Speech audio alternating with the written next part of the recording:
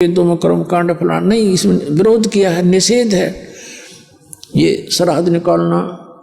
और गीता जी में निषेध है 9वें अध्याय के 25वें श्लोक में कहा कि भूत पूजने वाले भूत बनेंगे, देवता पूजने वाले देवताओं के उसमें जाएंगे, पितर पूजने वाले पितर बनेंगे, पितरों को प्राप्त होंगे, मेरा भक्त मुझे प्राप्त होगा, यानी भगवान का भक्त भगवान को मिलेगा, और अन्य उपासना करने वाले वो योनियां पाएंगे। तो वेदों के अंदर यजुर्वेद अध्याय नंबर 40 के श्लोक नंबर 15 में स्पष्ट किया है कि वायु अनिलम अथिदम भस्मांतम शरीरम ओम कर्तु समर कल्वे समर कर्तुम समर। इन ऋषियों ने पूरे वेद पढ़े और अब पर निष्कर्ष निकाल लिया कि ओम नाम है बस वेदों में, और कोई मंत्र नहीं है।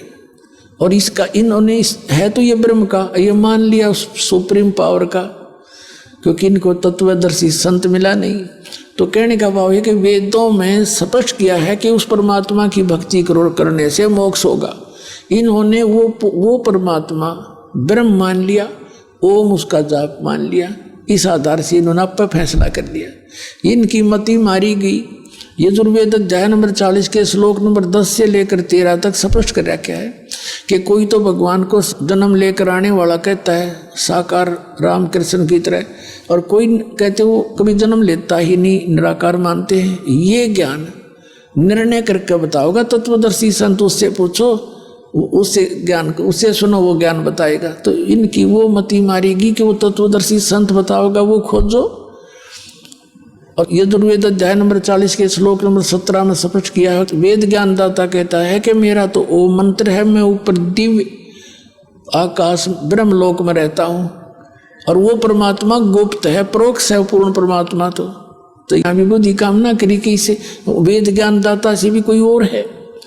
तो कहने का भाव है ये है कि गीता ज्ञानदाता 7वें अध्याय के 16वें श्लोक में कहता है और 17वें में कहता है कि ये ज्ञानी आत्मा,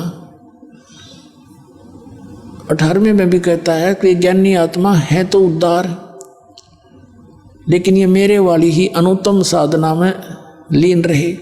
अब ये ज्ञानी का अर्थ क्या है? ज्ञानी वो है जिसने ये समझ में आ गया कि मनुष्य जीवन केवल मोक्ष के लिए ही प्राप्त हुआ है और इसका अन्य कोई यूज नहीं है। और दूसरा ये समझ में आ गया कि केवल एक परमात्मा की भक्ति करनी चाहिए, इन देवी देवताओं की आन उपासना नहीं करनी चाहिए, इनको इष्ट नहीं मानना चाहिए। तो ये जो निष्कर्ष जिन्होंने निकाल लिया वो ज्ञानी बताए। तो उन ज्ञानी आत्माओं में से था कौन? रुचि ऋषि। रुचि ऋषि वेदों अनुसार साधना करता था, ओम नाम का जाप करता था, और कोई कुटिया भी नहीं बना रखी थी, जंगल में रहता था। 40 वर्ष का हो गया। जब वो 40 वर्ष का हो गया तो उसके पूर्वज दिखाई दिए जो भूत बन रहे थे, ब्राह्मण। एक कर्म कांड कर करके 4 पीढ़ी के, यानी पिताजी, दादाजी, दादाजी का पिता और फिर चौथा दादाजी, ये आकाश में दिखाई दिए और कहा, बेटा रुचि तूने विवाह क्यों नहीं करवाया? विवाह कराना चाहिए था, विवाह करके हमारे कर्म कांड करता, श्राद्ध निकालता, न्यों करता, ऐसे करता। अब रुचि कहता है कि पितामहो, वेद में तो इस कर्म कांड को, श्राद्ध श्रुद्ध निकालने को मूर्खों की क्रिया बताई है, अविद्या कही है। अब वो ब्राह्मण भी मानते हैं चारों, अक बेटा ऐसा ही है, वेद में तो ऐसा कहा, बिल्कुल ठीक है तो यह अविद्या ही। फिर भी पितर ये कर देते हैं, पितर पुत्र दे देते हैं, पितर खाक दे देते, आप भूखे मरे, मूर्ख बना रहे। अब दिखाता हूं आपको।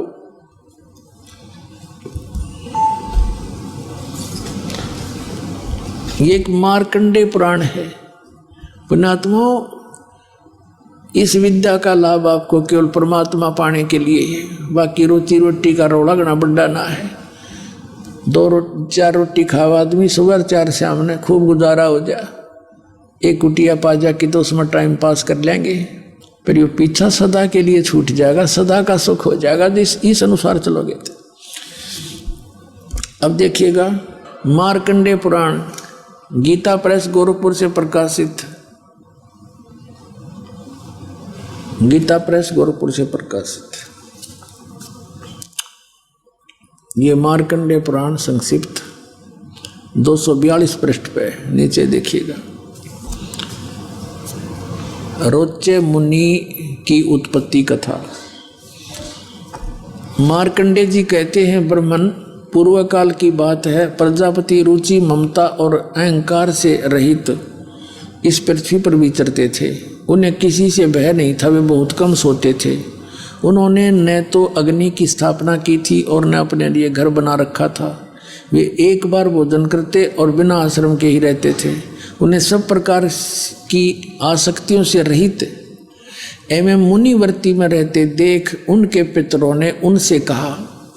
पितर बोले, बेटा, विवाह स्वर्ग और अपवर्ग का हेतु होने के कारण एक पुण्यमय कार्य है, उसे तुमने क्यों नहीं किया? गृहस्थ पुरुष समस्त देवताओं, पितरों, ऋषियों और अतिथियों की पूजा करके पुण्यमय लोकों को प्राप्त होते हैं। वह सभा के उच्चारण से देवताओं को, शब्द से पितरों को तथा अन्नदान बलि वैश्वदेव आदि से भूत आदि प्राणियों एवं अतिथियों को उनका भाग समर्पित करते हैं। बेटा, हम ऐसा मानते हैं कि गृहस्थ आश्रम को स्वीकार न करने पर तुम्हें इस जीवन में कलेश पर कलेश उठाना पड़ेगा और मृत्यु के बाद और दूसरे जन्म में भी कलेश ही भोगने पड़ेंगे।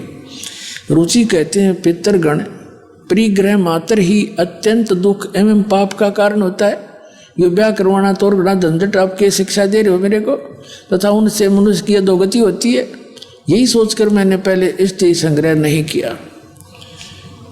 अब यहाँ कहते हैं, पितर बोले, ये देखो चारों भूत दिखाई दे गए बेचारे को, ये चारों भूत बन रहे, और ये इसने दिख गया अपने पितर। अब ये क्या कहते हैं? पितर बोले, बेटा, जितेंद्रिय होकर आत्मा का प्रक्षालन करना उचित है, किंतु तुम जिस मार्ग पर चल रहे हो तो मोक्ष मार्ग है। देखा कल इनकी फुटे बाग, नौका जो साधन कर रहा तू तो मोक्ष मार्ग पर जा रहा है, माराड़ा करे नरकमान का, तेरा गजब है ये। पितर बोले, बेटा, जितेंद्रिय होकर आत्मा का प्रक्षालन करना उचित है, किंतु तुम जिस मार्ग पर चल रहे हो वो तो मोक्ष मार्ग है, आगे देखना। ये कहता, रुचि ने पूछा, पितर महो, वेद में जो इन्होंने यहाँ बताया ना, सरासरुद निकाल, वेद में रुचि ने पूछा, पिता महो, वेद में कर्म मार्ग को, यानी ये भूत सरासरुद निकालन को अविद्या कहा है, फिर क्यों आप लोग मुझे उस मार्ग में लगाते हैं? पितर बोले, ये सत्य है कि कर्म को अविद्या ही कहा गया है, इसमें तनिक भी मिथ्या नहीं है। फिर भी ये तो निश्चित है विद्या की प्राप्ति एंड बैंड करना, फिर क्या टट्टू रह गया? आप भी माने जो हम बता रहे हैं वो अज्ञान है, और वेद में लिखा है, हम जो बताएं वो ये पितर भी मानते हैं। और रुचि भी कह रहा है कि वेदों में ये अविद्या मूर्खों की साधना बताइए, भूत ये पितर सरासरुद निकालना, ये पिंड भरवाना, और वो खुद भी मान रहे कि बेटा ऐसा ही है तो विद्या ही। फिर भी नौकों पितर यूँ कर देते हैं, पितर ये दे देते, खाक देते थे पितर, और देख इनकी अकल नौके हैं तो जिसके मार्ग पर लग रहा है, ये तो तेरा मोक्ष होने का है, नौका माराड़ी कर तू आ श्राद्ध निकाल और भूत बने। ए भगवान, तो पुण्यात्माओं, इन सदग्रंथों को भी ना समझा हमारे धर्मगुरुओं ने, इसमें संदेश क्या है?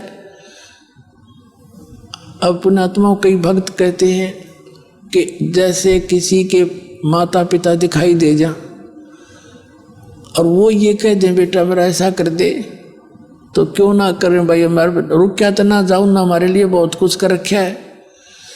पुण्यात्माओं, इसका तरीका ये नहीं है जैसा आपकी बालक सोच बैठी है। जैसे किसी का बालक कुएं में गिर गया और वो तो त्राही कर ही रहा, तो उसका इलाज क्या? आप भी छलांग लगा दे उस समय, क्या की समझदारी दोनों मरे। उसका तरीका खुद बताया है, कोई रस्सा लाओ, ऊपर दृढ़ता से बांधो और फिर उससे न डाल दो और उसको कहो इसको पकड़ो और बाहर आ जा। बच्चा और नहीं पकड़न जोगा तो आप उसको पकड़ के उस तक पहुँचो और उसको भी साथ लटका लाओ और फिर बाहर से उसको खींचो। तो कहने का भाव ये है कि जो तरीका है उनके भी उद्धार का और आपकी भी जान बचे, वो तरीका इस दास के पास है।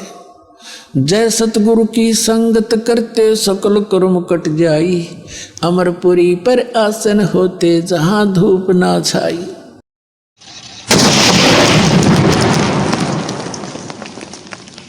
तो उस मंत्र का जाप करके देखना एक बार, पहाड़ जैसे दो